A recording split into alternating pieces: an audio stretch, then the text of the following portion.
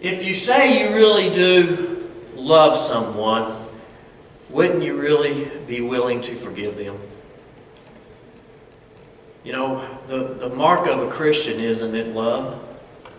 And I would like to emphasize that the second mark of a Christian, I believe, is the ability to forgive. We see that with Jesus on the cross. We see that with Stephen being stoned, don't we? The attitude of being forgiving, and it's love. Let's go over to the book of Proverbs. Proverbs chapter 12.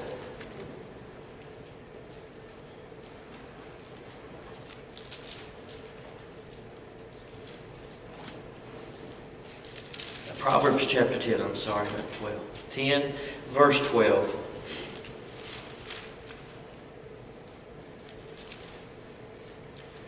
Hatred stirs up strife, but love covers all sins.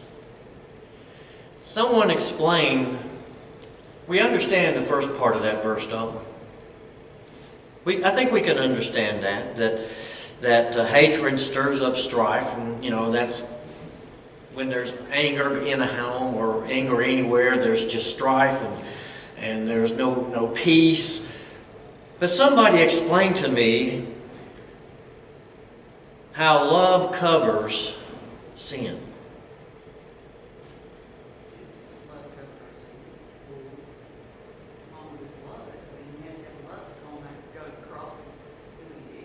Okay, that's Jesus. Let's talk about you and I. How can our love cover a multitude of sin? Or cover all sin? Then we're talking about forgiveness. If you have children, they do things that infuriate you, they do things that cause difficulties. But there's always, no matter how bad things get, there's always that nugget of love. Okay. That says, I love you. All right, now that's a very good point, Marilyn. And because your children do things to irritate you, and because of your love for that child or children, that love does not cover the results of them disobeying, does it? Why do you discipline a child? Because you love them, right? To train them, to keep them out of repeating such bad behavior. Okay, so I can see that in a family, but how about outside of a family? How can love cover all sins? That takes extra work. Oh, it takes extra work when it's not your family. The verse we just read said something about, basically heaping good on them, and it heaps coals of fire because it makes them mad. And probably makes them feel bad. Makes them feel bad, makes them feel guilty. So, but isn't that scripture alluding to the forgiven heart? and that's what we've been talking about, Roy, that our attitude is that we are willing to forgive. Our heart has got to have that attitude of forgiveness. And that's the whole premise to what we've been discussing. Look at verse 16.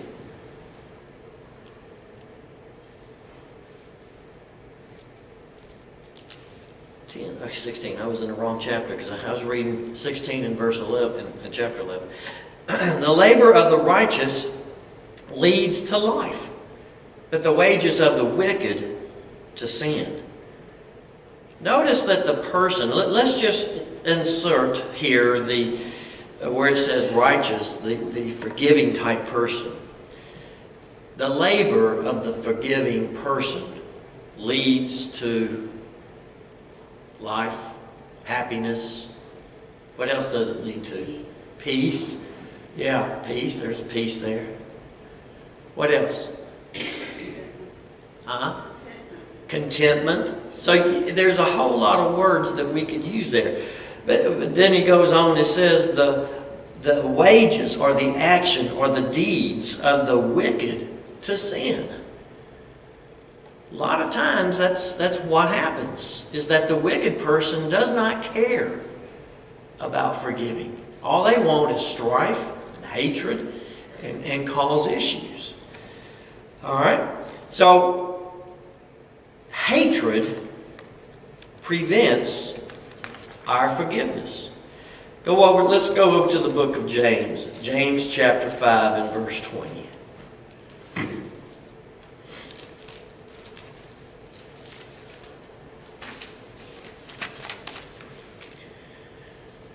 Megan, you're going to have to start coming back a little bit more than what you have. I almost didn't recognize you.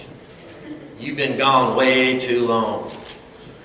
Hey, James chapter 5, verse 20. Let him know that he who turns a sinner from the error of his way will save a soul from death and cover a multitude of sins. Now let's think about that. If we have the attitude of forgiveness, and we are willing to forgive, do you not think that that will entice a person who is not living that Christian life, or maybe living in sin? Do you think that may cause them to turn away from it? What do you think? Because you're willing to forgive someone and have that attitude of forgiveness, because you talk to them and you continually reach out to them, and they may hold a grudge and they may continue to turn away from you. That's okay. But you are still reaching out to that person. Could it be that eventually you will reach their heart?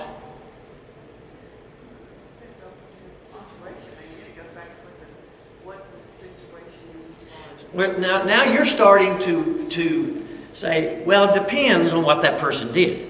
Where in the Bible does it say, forgive a person, but it depends on what they do?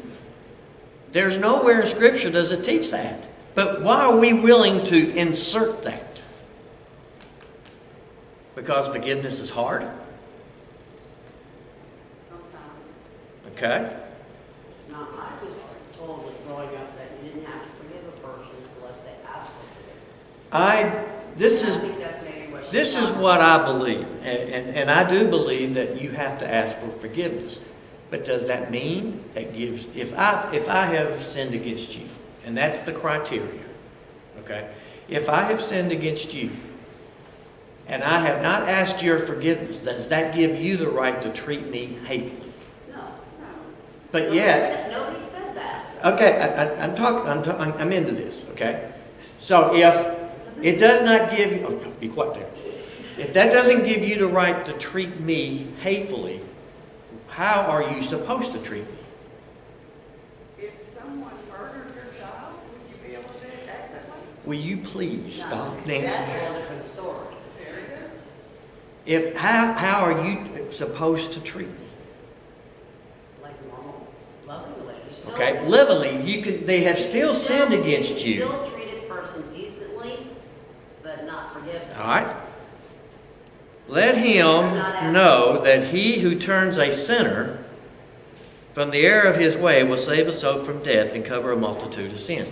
If we don't treat I do believe that a criteria for forgiveness is someone has got to ask for forgiveness. I believe that with all my heart, because God won't forgive you and I until we ask God to forgive us, right?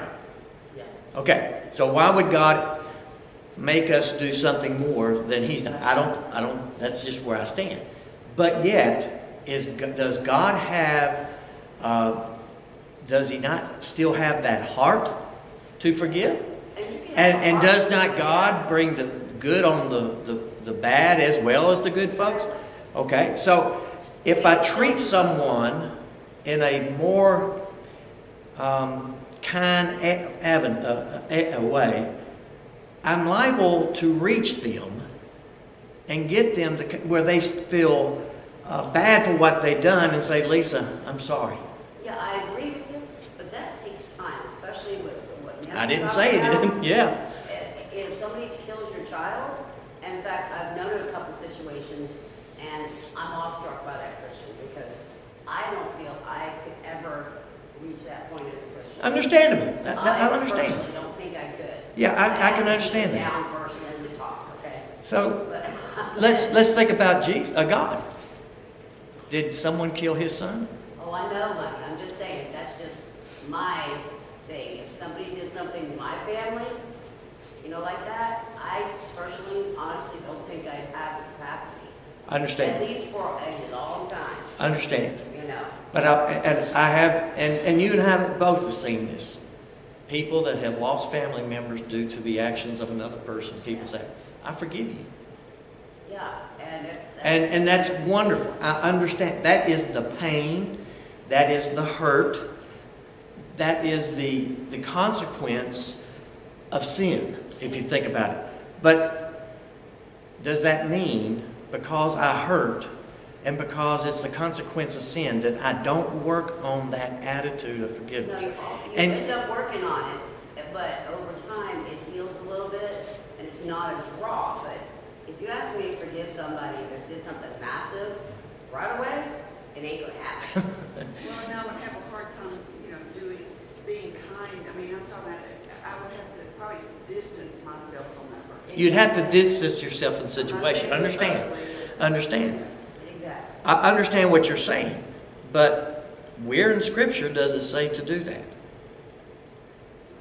As a human, you have to do that to keep your sanity. Now, over time, now I've had, in my case, my father up and left and caused a lot of problems.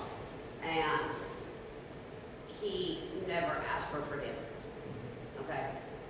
I learned to forgive him over time, even though he didn't ask for it, for my peace, for my mental health. For your peace of Right. contentment. Yes. Nothing to do with him. Right. But I pretty much never saw him again either. I understand. You know, and I'm not saying that this is not a hard thing. The distance helps the person that was harmed to let go of the anger, to deal with the pain. So let me ask you this. That does not mean I did not pray for him, because I did. When we look at forgiving someone as too hard to do, or it's too fresh in my mind, it's too fresh what has happened to do, how do you think that there are some folks that will use that as an excuse not to forgive? Now, with that being said, I have spoken and seen folks that have talked and have dealt with a family member that was killed, say, I could never forgive them. I understand the feeling. But aren't we supposed to work on it? When Paul writes Galatians chapter 6 and he says, do good to all, Right. isn't forgiveness part of doing good? Praying for them that is doing good, even though you might not be able to physically be around them because of the pain. But praying for them helps you and them. I pray. And over time, Go ahead. the way I look at it, if something drastic happened, if I went to that person right away, or tried to forgive them right away, I would probably knock the sense right out. I understand. Instead of being It's an emotional thing. the person that I should be. It is an emotional thing. Distance helps both parties, at least for a time. Now, I pray that none of us here, Oh, yeah. I pray that none of us here, I pray that none of us in the church ever have to experience anything like this. Because I don't know if we really have all the answers to God's grace on this and God's mercy on this. And if I could not forgive someone, I would be afraid to go to judgment with an unforgiving heart. You can't forgive them. I'm talking about me. I would hate to go to judgment like that. And so for that reason, that's the reason I pray that nobody would have to deal with this. Oh, I agree. I totally agree, because that takes time. I see those Christians that have, and I don't honestly know how long it took them to get to that point, or whatever, and they amaze me. And I hope that someday I can get to that point. Well, it's all about working, right? But I am definitely human. And if you're me as a teenager, you would have known a very fiery Irish Indian. Okay. That nobody likes. Okay. So I understand. I have grown since then and learned to deal Great. with that. But I think it's that as being human, as having emotions God gave us to learn to control, He expects us to work through it. But I don't He think does. expects us to How does God do it expect right us to away. work through it?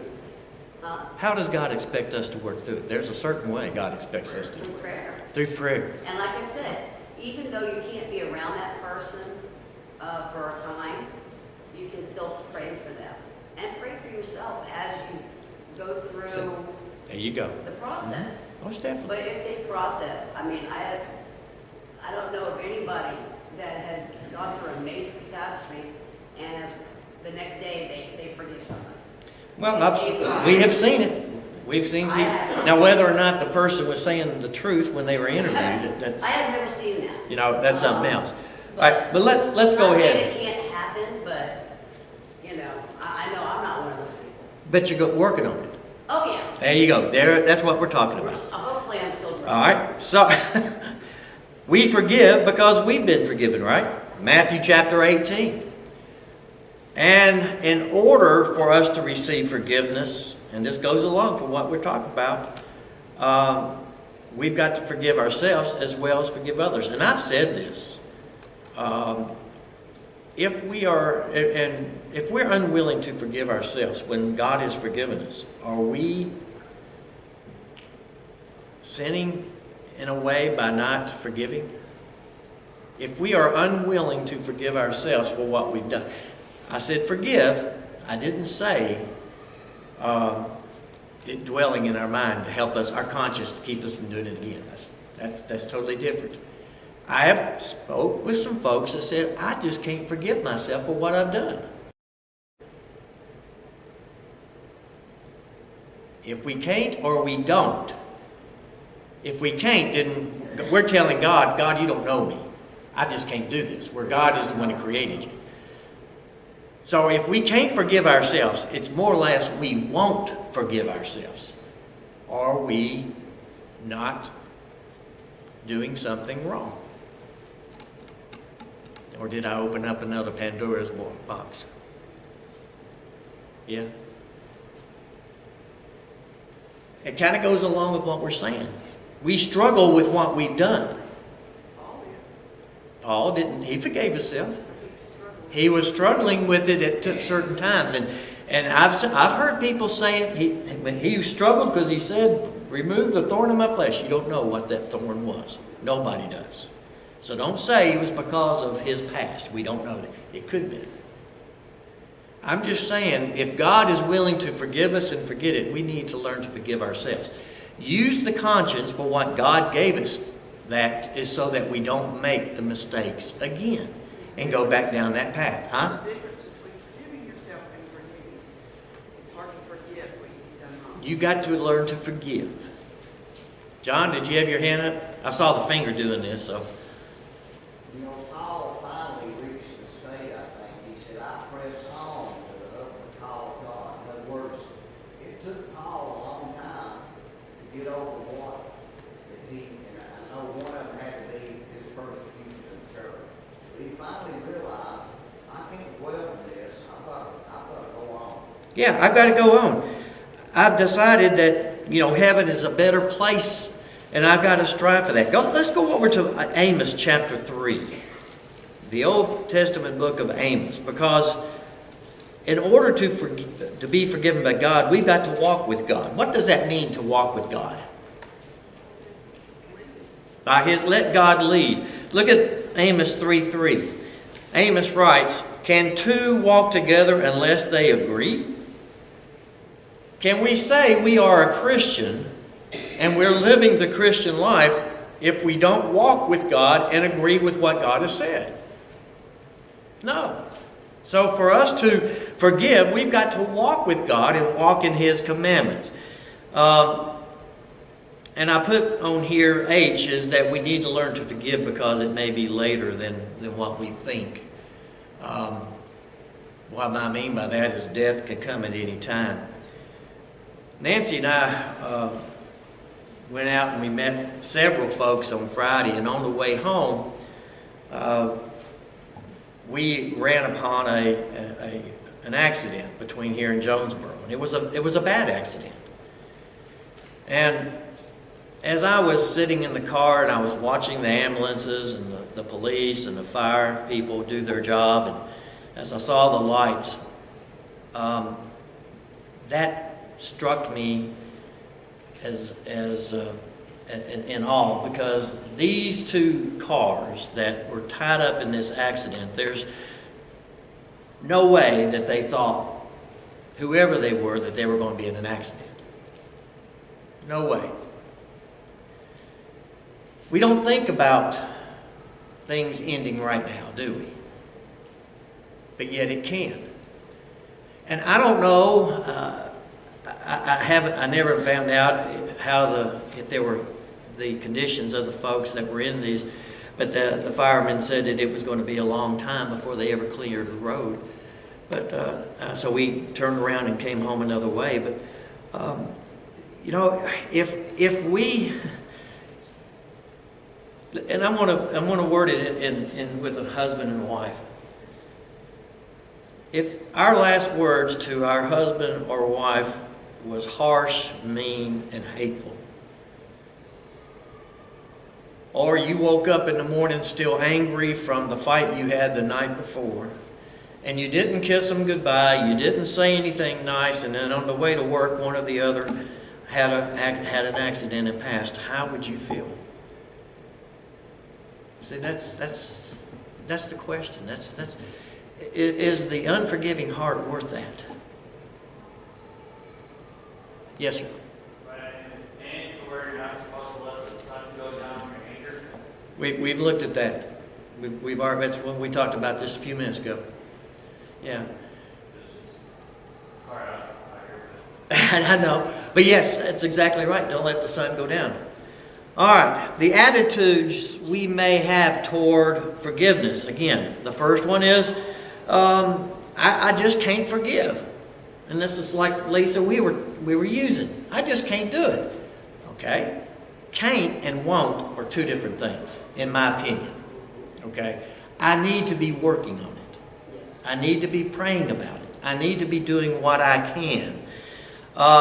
Let's go over to Matthew chapter 15. There are more verses here that you can read.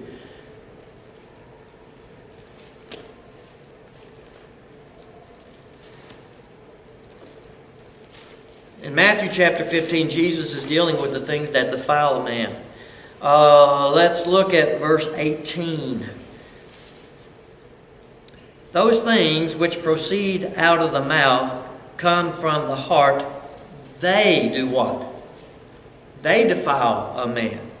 For out of the heart proceeds evil thoughts, murders, adultery, fornication, theft, witness, blasphemies. These are the things which defile a man, but to eat with unwashed hands does not defile a man. All these things that we see here that defile a person, even though Jesus doesn't say unforgiving heart, can we see that very possibly that's part of it? Some of the other attitudes is I'm going to forgive, but I will refuse to have anything to do with a person. Again, that's sort of with the thing with the person that kills a loved one, that murders there. I don't have anything to do with it. Okay, I think God understands that too. But it's something that a person needs to work on. Some people will look at it that it's a favor. I'm doing you a favor by forgiving you. How good is that? You know? I'll forgive you, but I'll never forget. That's the attitude of the husband and wife sleeping. You know, I'll forgive, but I'm not going to forget it. I'll never forget what you did to me. I'll tell you, some of these things I've struggled with too, Lisa. And I'm having, that's why I said when we took the forgiveness test, do you remember? Reflect, review, what was the other one? Refine, you know. We revise. You know, we got to do these things. Chat? Keep my mind. If I don't forgive And again, I struggle. Okay? I think we all do, and that's why this is a very important lesson for us. How can we learn to forgive? Because I think that's what it boils down to. We need to learn to forgive. Well, first of all, we teach our children, as you were saying a while ago, to forgive, right? Oh, man. You know the things that I hated my parents to tell me to do? Go kiss and make up. Go kiss and make up. I hated when my mom and daddy told me to do it. I'm not going to kiss and make up. I'm not wrong. I want you to go kiss and make up. Forgive. You guys need to learn to forgive. Woo! How many of y'all have heard that from your parents? I've done it. You've done it. John? You know, the Bible tells you, or Jesus tells you in the Bible, that except you be as little children, when you see kids out playing, they can be at each other's throats, and 5 minutes later, they're hugging on each other and everything. I think that's exactly what God's telling us. You know, you can get angry is something that God gives. If somebody breaks in my house, I'm going to be scared. I'm going to be mad.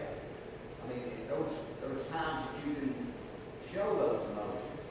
But James says, I believe it's in chapter 1, verse 20, it says, let's see if I can. Angry does not produce the righteousness of God. Oh, God. Okay? That's not telling us we can't be angry.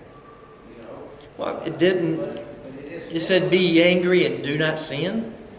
You know, Jesus said when he was baptized, John told him, you know, I need to be baptized with you. He said, suffer me not to fulfill all righteousness. Well, you can look at it. Jesus didn't have any sins to be forgiven for. But he told people, this part of baptism, if nothing else is showing you that you've got to fulfill the righteousness of God. And that's part of it. It's part of it. As we've said several times in this lesson, none of us are perfect in this. This is something that we're trying to all work on. We need to have that spirit of forgiveness. But this, something else that's written here, it's easier to learn to forgive when we've realized how great our forgiveness was by God. When we realize it. We need to ask for assistance from God, which we've talked about. And journaling works too. Huh? Just to Write things down? Yeah. And let it all out. Let it all out. Pray for the offender. Pray for ourselves. Speak in kind words about the one that has wronged you. And develop these things in your heart. And in Proverbs chapter 8, verse 5, it talks about prudence. We need to learn prudence, wisdom. In 1 Kings chapter 9, chapter 3, verses 9, in that area, did not Solomon, when he was made king, ask for certain things from God? Wisdom. Maybe that's what we need to do, is ask God for wisdom in helping us forgive. How am I to forgive? From the heart. And as God forgives, that's what we're supposed to do. And how often? Well, we have an example of that. Let's go over to Matthew chapter 18. Matthew chapter 18, verses 21 and 22. Then Peter came to Jesus and said, Lord, how often shall my brother sin against me, and I forgive him? Up to 7 times? Now, understand, the number 7 represents what? Perfection. So, Peter was saying, in my mind, I can just see Peter talking to Jesus, and man, I'm perfect. I'm going to get this. Up to 7 times, I'm great, because I'm willing to be perfect in forgiving my brother. What's the rest of that verse? I do not say to you up to 7 times, but up to 70 times 7. Now, has anybody in here been wronged by a brother 490 times? Anybody? Or a sister, or a husband, or a wife? I'm saying probably can be my brothers. But You're not supposed to keep count. Roy. Well, I suggest that a person that has been forgiven much has a capacity to learn and practice forgiveness. Yeah. Above other folks. You know, Jesus wasn't putting a limit on forgiveness. He's just saying, forgive all the time. But I used to think it was actually 490. Did you? I'm counting. I'm counting. All right. Huh? Like by the time it should become a habit. Yeah, I would think so. By that time, it should become a habit. But again, this is something that I struggle with, and something that I pray about on a continuous basis. Something that I'm not the best at. As you know, I struggle with trying to keep myself right with God and doing the. You know, I'm not. There's no one that is that perfect Christian. None of us. And so as we go through our life, I'm grateful that God offers me mercy and grace when I realize my faults. When I ask God to forgive me and help me, I'm grateful for a God that does that. I'm grateful for a God that doesn't hold things against me when I've repented of them and asked His forgiveness. I'm grateful. Are you? Did you have something, Megan? Just a minute. One thing that might be like it's easier to forgive another person is if you made sometimes similar mistakes, it makes it Oh, yeah. easier for you to. Similar mistakes makes it easier. Yes. Rory, what you got?